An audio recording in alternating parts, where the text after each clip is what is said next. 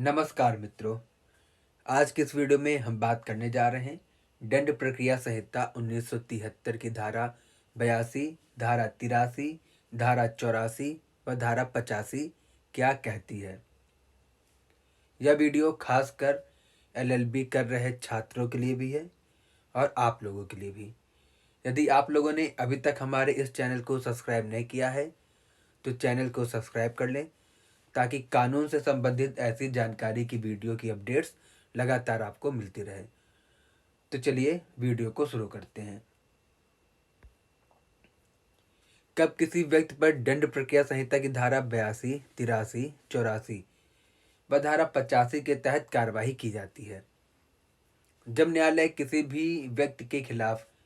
न्यायालय में उपस्थित होने के लिए वारंट जारी करती है और वह व्यक्ति उस वारंट के निष्पादन को बाधित करने के उद्देश्य से अपने निवास स्थान से फरार रहता है या स्वयं को छिपाता है, तो ऐसे में उस फरार या छिपने वाले व्यक्ति के खिलाफ दंड प्रक्रिया संहिता की धारा 82, 83, 84 व धारा 85 के तहत फरार व्यक्ति के संबंध में घोषणा व उसकी संपत्ति की कुर्की की प्रक्रिया की जाती है।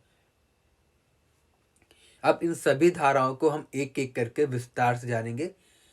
ताकि इन धाराओं को और अच्छे से समझा जा सके। दंड प्रक्रिया संहिता की धारा 82, फरार व्यक्ति की घोषणा प्रकाशित करने के संबंध में प्रक्रिया। दंड प्रक्रिया संहिता की धारा 82 की उपधारा 1 के तहत साक्ष्य लेने के बाद या साक्ष्य लिए बिना यदि न्यायालय को यह विश्वास करने का कारण है कि कोई व्यक्ति जिसके विरुद्ध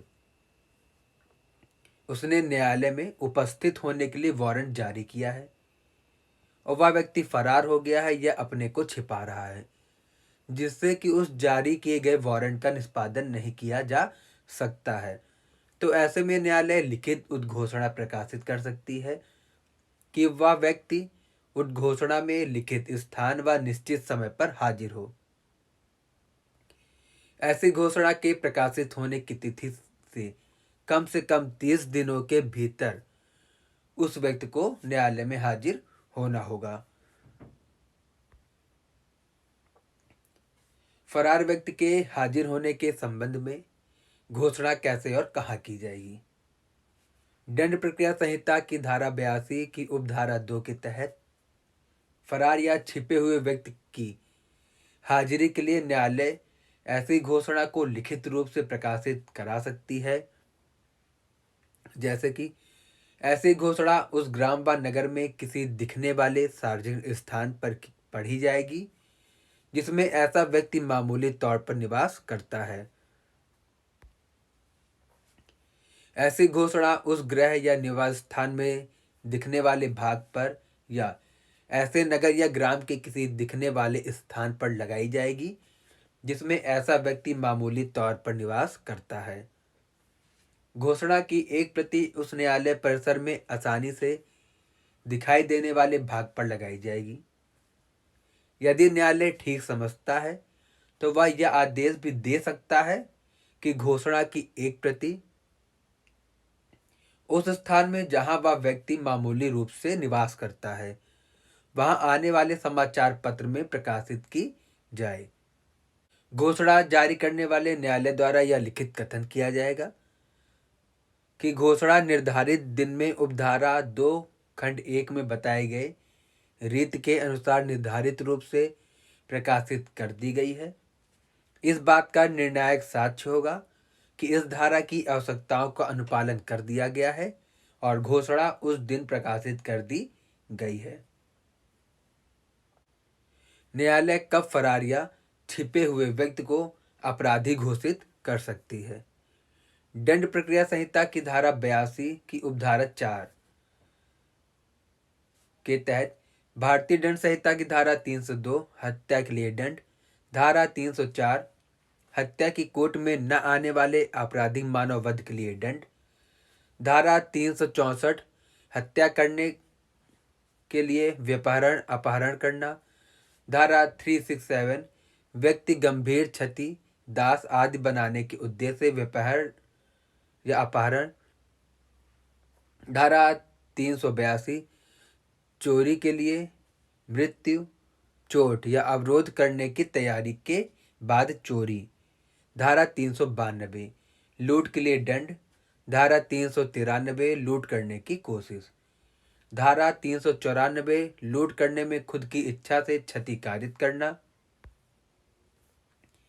धारा 395 डकैती के लिए दंड। धारा 396 हत्या के साथ डकैती।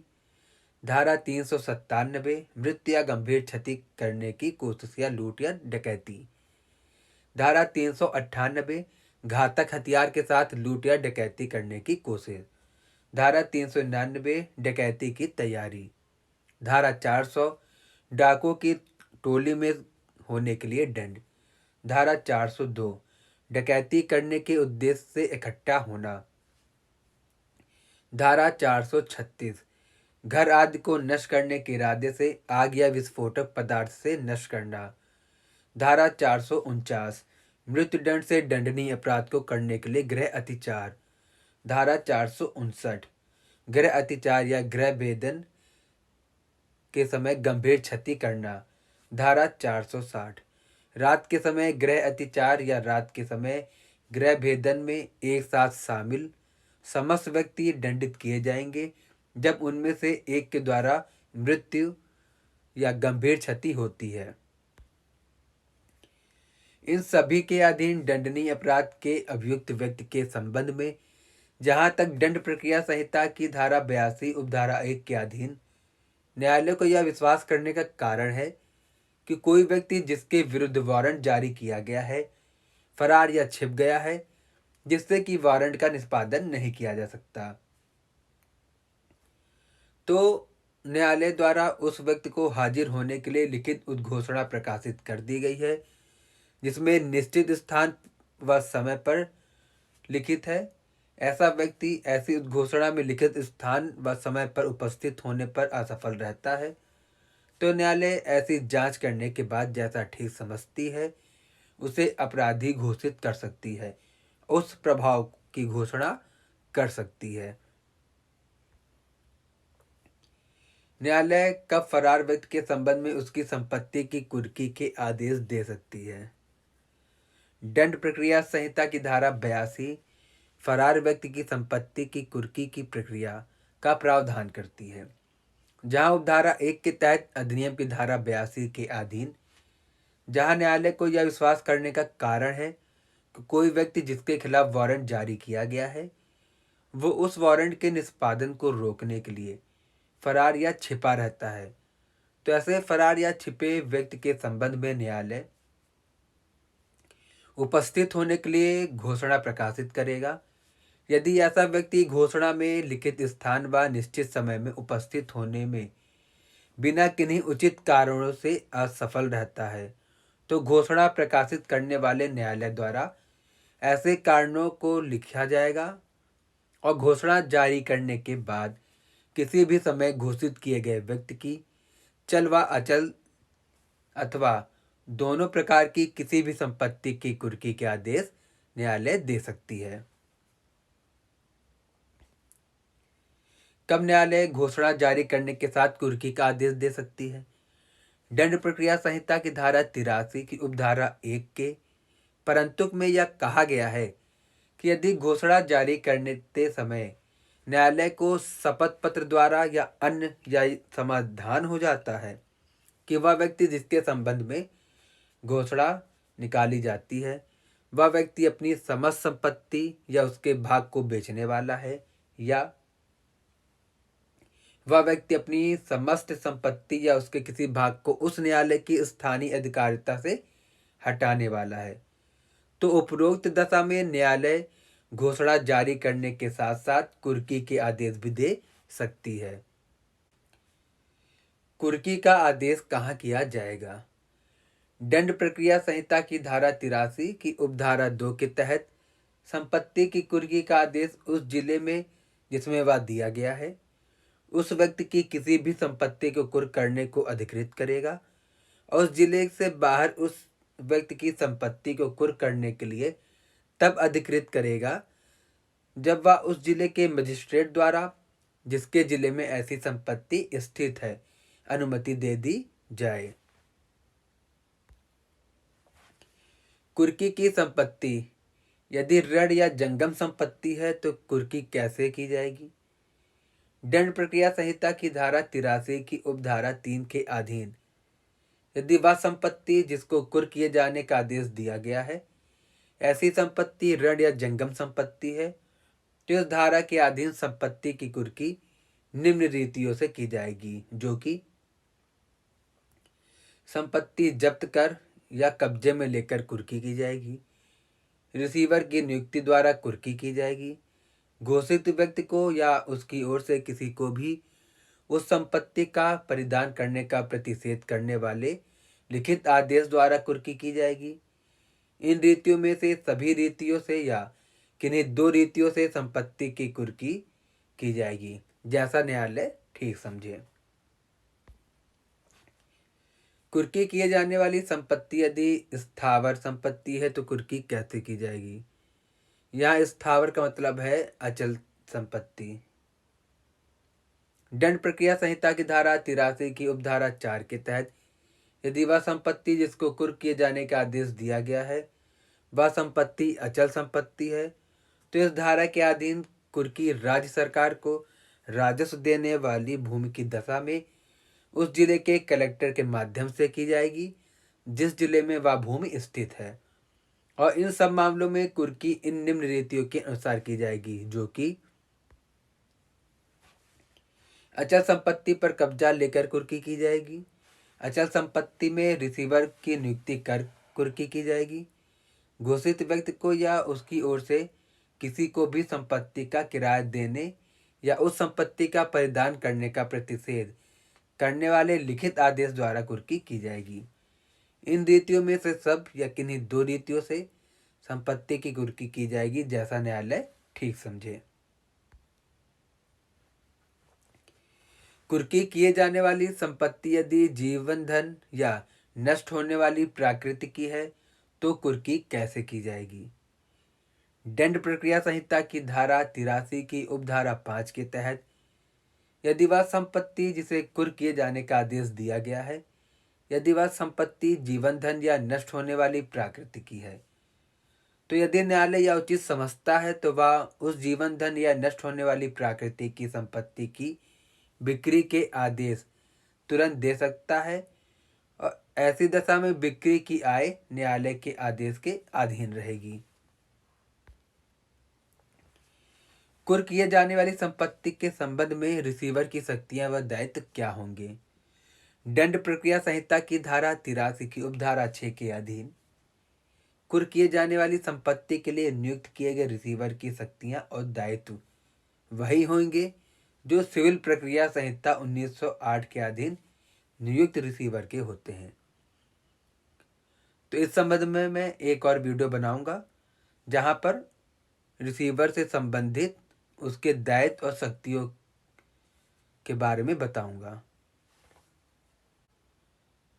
कुर्क किए जाने वाली संपत्ति पर कौन व्यक्ति दावा या आपत्ति कर सकेगा? दंड प्रक्रिया संहिता धारा 84 में कुर्क किए जाने वाली संपत्ति के संबंध में दावे व आपत्ति की प्रक्रिया के संबंध में प्रावधान किया गया है, जहां की उपधारा 1 के तहत यदि धारा 83 के अधीन कुर्क की गई संपत्ति के बारे में उस कुर्की की तिथि से 6 महीने के भीतर घोषित व्यक्ति के अलावा कोई अन्य व्यक्ति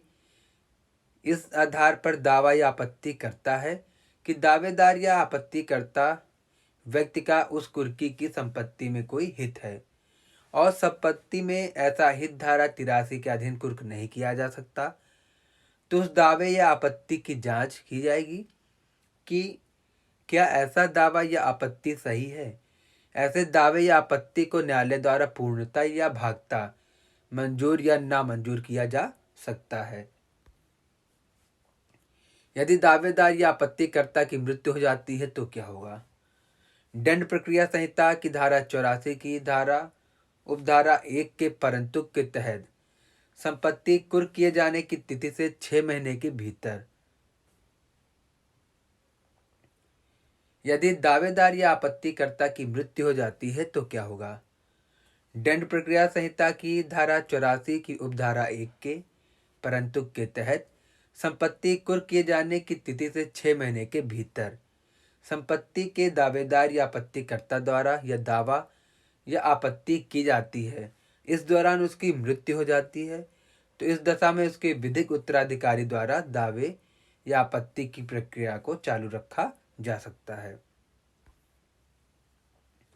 कुर्क संपत्ति के संबंध में दावा या आपत्ति किस न्यायालय में किया जाएगा? दंड प्रक्रिया संहिता की धारा 84 की उपधारा 2 के तहत उपधारा 1 के अधीन कुर्क संपत्ति में हित रखने वाला व्यक्ति उस संपत्ति के लिए दावा या आपत्ति उस न्यायालय में करेगा जिसके द्वारा उस संपत्ति के लिए कुर्की का आदेश दिया गया था। यदि दावा या आपत्ति ऐसी संपत्ति के बारे में है जो कि धारा 83 की उपधारा 2 के तहत मजिस्ट्रेट के आदेश के तहत कुर्क की गई है, तो उस जिले के जिसमें कुर्क की जाती है वहां के मुख्य न्यायिक मजिस्ट्रेट के न्यायालय में दावा या आपत्ति की जा सकती है। दंड प्रक्रिया संहिता की धारा 84 की उपधारा 3 के तहत कुर्क संपत्ति के संबंध में किए गए दावे या आपत्ति की जांच उस न्यायालय द्वारा की जाएगी जिसमें ऐसा दावा या आपत्ति की गई है या किया गया है। दंड प्रक्रिया संहिता की धारा 84 की उपधारा 3 के परंतु के तहत यदि संपत्ति की कुर्की का दावा या आपत्ति मुख्य न्याय मजिस्ट्रेट के न्यायालय में किया गया है या की गई है, तो मुख्य न्यायिक मजिस्ट्रेट की न्यायालय ऐसे दावे या आपत्ति के निपटारे के लिए अपने अधीनस्थ किसी मजिस्ट्रेट को दे सकता है। कुर्क संपत्ति के दावा या आपत्ति पूर्णता या भागता मंजूर या ना मंजूर कर दिया जाए तो क्या होगा?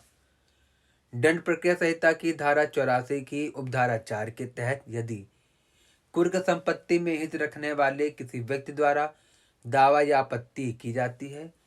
और उसके दावे या आपत्ति को धारा 84 की उपधारा 1 के तहत अधीन आदेश द्वारा पूर्णतः या भागता मंजूर या नामंजूर कर दिया गया है, तो ऐसे आदेश की तिथि से 1 वर्ष की अवधि के भीतर अपने उस अधिकार को सिद्ध करने के लिए जिसका दावा वह विवादग्रस्त संपत्ति के बारे में करता है, वह व्यक्ति न्यायालय में वाद दायर कर सकता है, किंतु वह आदेश ऐसे वाद के यदि कोई हो परिणाम के अधीन रहते हुए निर्णायक होगा। न्यायालय द्वारा कब कुर्क की गई संपत्ति को निर्मुक्त किया जा सकेगा? दंड प्रक्रिया संहिता की धारा 85 की उपधारा 1 के तहत यदि घोषित व्यक्ति घोषणा में लिखे निश्चित समय के भीतर निश्चित स्थान पर हाजिर हो जाता है, तो न्यायालय उस व्यक्ति की संपत्ति को कुर्की से निर्मुक्त करने का आदेश देगा। न्यायालय द्वारा कब कुर्क संपत्ति का विक्रय किया जा सकेगा? दंड प्रक्रिया संहिता की धारा 85 की उपधारा 2 के तहत यदि घोषित व्यक्ति घोषणा में लिखे समय के भीतर न्यायालय में हाजिर नहीं होता है, तो कुर्क संपत्ति सरकार के विक्रय के अधीन रहेगी और उसका विक्रय कुर्की की तिथि से 6 महीने समाप्त हो जाने पर या धारा 84 के अधीन कुर्क संपत्ति के बारे में किए गए किसी दावे या आपत्ति या उस धारा के अधीन निपटारा हो जाने पर विक्रय किया जा सकता है। किंतु यदि कुर्क संपत्ति जल्द नष्ट हो जाने वाली या उस संपत्ति की प्रकृति ही ऐसी है कि वह नष्ट हो सकती है या न्यायालय के विचार में उस संपत्ति की बिक्री करना उस संपत्ति के स्वामी के लिए फायदेमंद होगा, तो इन दोनों दशाओं में किसी भी दशा में न्यायालय जब कभी ठीक समझे उस संपत्ति का विक्रय करा सकती है। क्या कुर्क संपत्ति की वापसी हो सकती है? दंड प्रक्रिया संहिता की धारा 85 की उपधारा 3 के तहत यदि कुर्की की तिथि से 2 वर्षों के भीतर कोई व्यक्ति जिसकी संपत्ति धारा 85 की उपधारा 2 के अधीन राज्य सरकार के पास विक्रय के अधीन है या विक्रय के अधीन रही है, उस न्यायालय के समक्ष जिसके आदेश से संपत्ति कुर्क की गई थी या उस न्यायालय के समक्ष जिसके ऐसा न्यायालय अधीनस्थ है वहाँ अपनी इच्छा से हाजिर हो जाता है या पकड़कर लाया जाता है। उस न्यायालय के समाधान में ये साबित कर देता है कि वह वारंट के निष्पादन से बचने के लिए फरार या छिपा नहीं था, या उसे घोषणा की ऐसी कोई सूचना नहीं मिली थी जिससे वह उसमें लिखित निश्चित समय के भीतर न्यायालय हाजिर हो सकता। तो ऐसी संपत्ति का यदि वह विक्रय कर दी गई है तो विक्रय की शुद्ध आय का यदि उसका केवल कुछ भाग विक्रय किया गया है तो ऐसे विक्रय के शुद्ध आय और शेष बची संपत्ति का कुर्की के परिणाम स्वरूप किए गए सभी खर्चों को उसमें से चुकाकर वह संपत्ति उस व्यक्ति को वापस कर दी जाएगी। तो दोस्तों यह वीडियो रही दंड प्रक्रिया संहिता 1973 की धारा 82, धारा 83, धारा 84 व धारा 85 के बारे में, जिसमें यह बताया गया है कि कब न्यायालय किसी व्यक्ति के संबंध में घोषणा या उसकी संपत्ति की कुर्की का आदेश दे सकती है। तो दोस्तों ऐसे ही वीडियो के अपडेट्स पाने के लिए हमारे चैनल को सब्सक्राइब करना ना भूलें और वीडियो देखने के लिए धन्यवाद।